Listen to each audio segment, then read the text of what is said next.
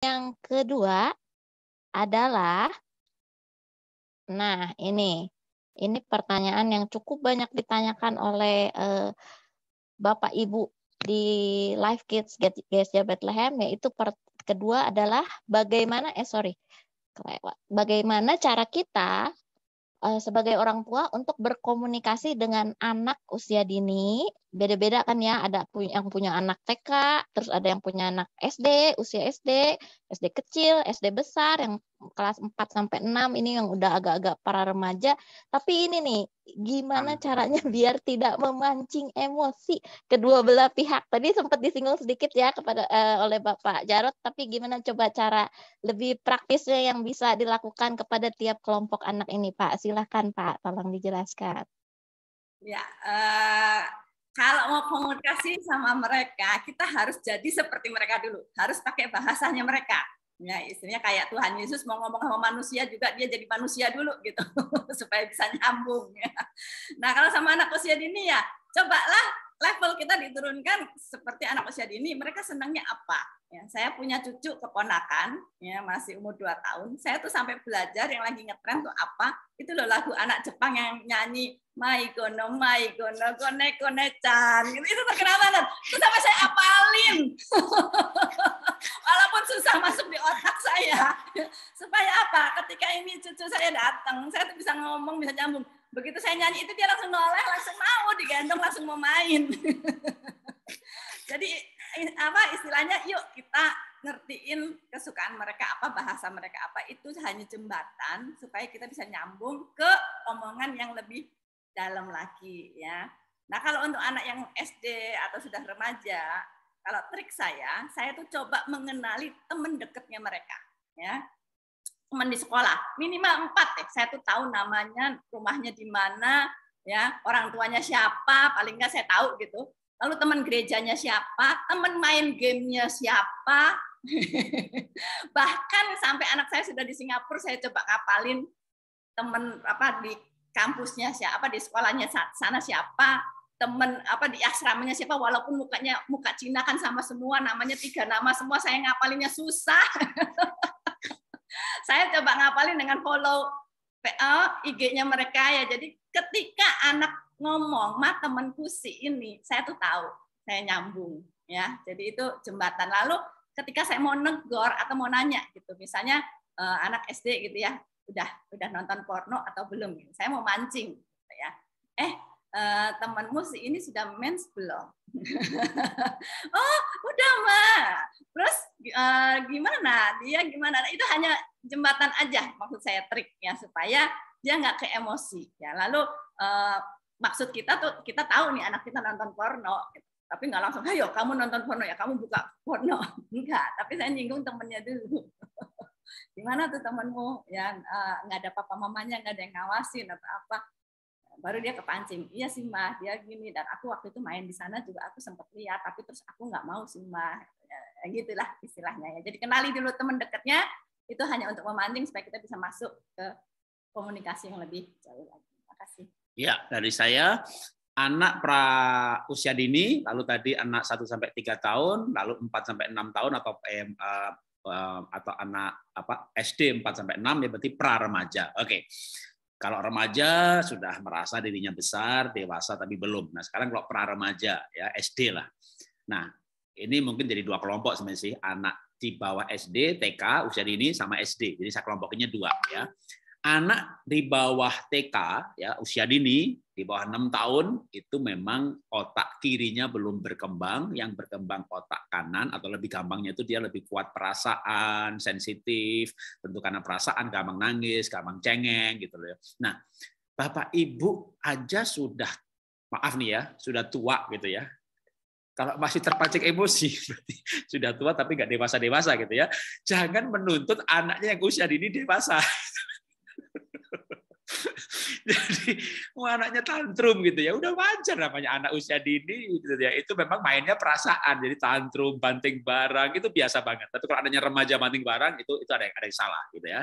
Tapi anaknya di bawah 6 tahun banting barang, ngambek, banting pintu, masuk kunci pintu dari dalam gitu ya, atau ngapain gitu. Namanya anak usia dini, itu logikanya belum jalan gitu ya. Yang jalan perasaan. Nah, kita jangan ikut-ikutan usia dini.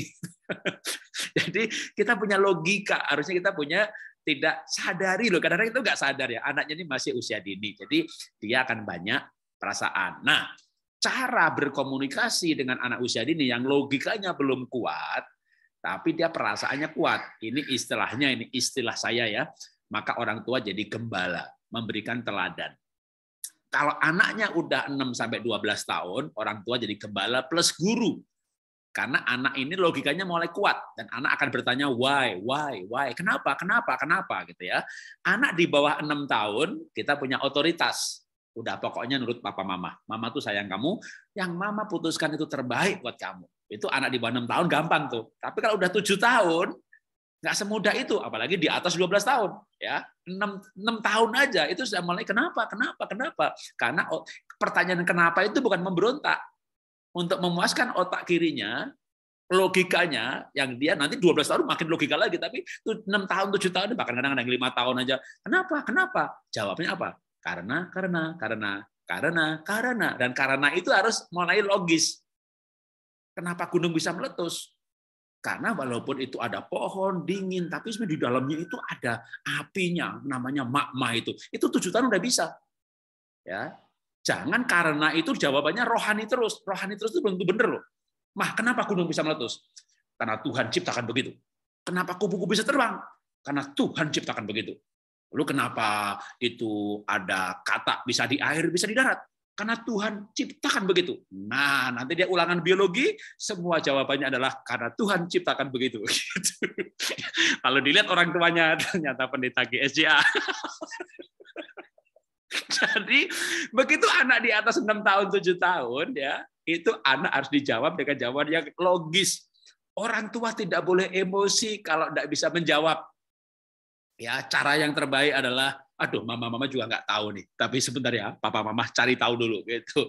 Dan nggak usah rahasia taunya dari mana. Tunggu sebentar gitu ya. Nah, ketik di Google gitu ya. Apa yang anak tanyakan itu kalimat yang sama diketik aja, enter, nanti muncul jawabannya gitu ya. Nah, yang repot kalau anaknya udah di atas 10 tahun udah nggak pernah nanya lagi, malah nggak pernah nanya lagi karena dia bisa cari sendiri.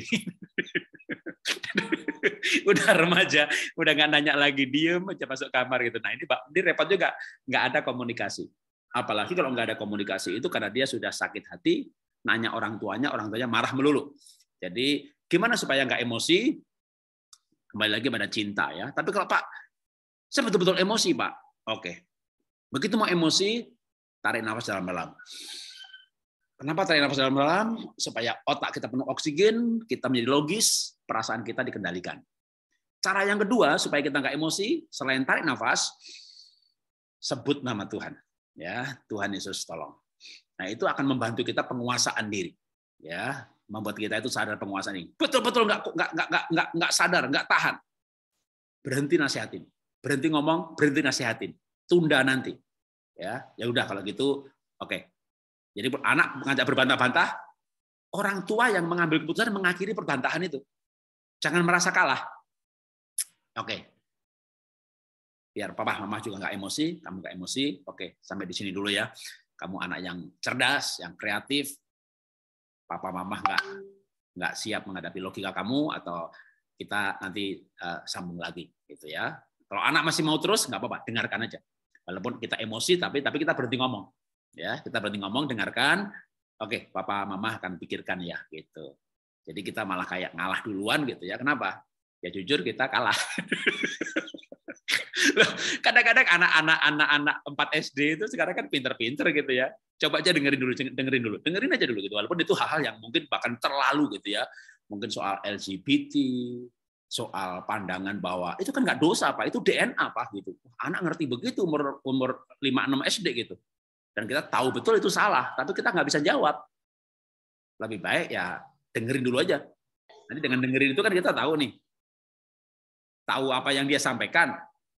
Dan kita nggak ngerti jawabannya apa, ya kita cari jawaban dulu. Jadi caranya adalah kalau kita emosi memang nggak ada cara lain selain menunda pembicaraan, menunda nasihat, berhenti dulu. Berhentinya bisa di pihak dia yang berbicara, kan dia lebih muda kan kita sama anak kita pasti tua kita lah gitu. Jadi kita nggak bisa mengharap anak yang dengerin kita lalu dihentikan pembicaraannya, enggak ya. Waktu menghentikan itu biarkan dia bicara sampai habis. Kita pasti akan terpancing emosi untuk menjawab kembali. Tapi jangan kalau kita nggak tahu jawaban yang pasti, yang benar, yang tepat.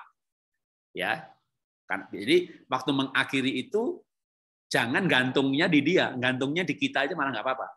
Jadi jangan, oke, nanti kita lanjutkan. Tapi sebelumnya, Papa mau ngomong dulu, lalu stop. Itu berarti gantungnya di dia. Nanti dia nggak bisa menahan emosi untuk mau menjawab gitu ya. Dan dia lebih tidak punya penguasaan diri daripada kita. Dia bisa kabur gitu. Kalau kita kan lebih tua. Jadi gantungnya itu di dia. Ya, oke, kamu bicara mau bicara apa? Dengerin terus. Lalu stop itu di terakhir di dia. Sehingga di kita hanya berkata, oke, Papa, Mama, pikirkan dulu ya, nanti ada waktu lagi Papa jawab. Tapi terima kasih kamu sudah mau menceritakan itu kepada Papa. Ya, kita harus berterima kasih kalau dia mengungkapkan isi hatinya. Lebih parah kalau dia nanti akhirnya kita marahi, nggak pernah lagi mau ngomong. Artinya bukan salah komunikasi, tapi tidak ada komunikasi. Tahu-tahu bunuh diri, tahu-tahu kabur, tahu-tahu hamil, dan tahu-tahu yang lain-lain lagi yang bisa lebih mengejutkan. Jadi kalau mau menghentikan, sekali lagi, berhentinya di dia yang berbicara. Karena pasti dalam hal terpancing emosi tadi, di mana Pak supaya nggak terpancing gitu ya, kedua belah pihak. Sama-sama balita ini. Tidaklah, kita lebih tua lah. Jadi kita boleh berhenti di mana terakhir bicara adalah anak kita, gitu ya. Oke, sampai di situ dulu.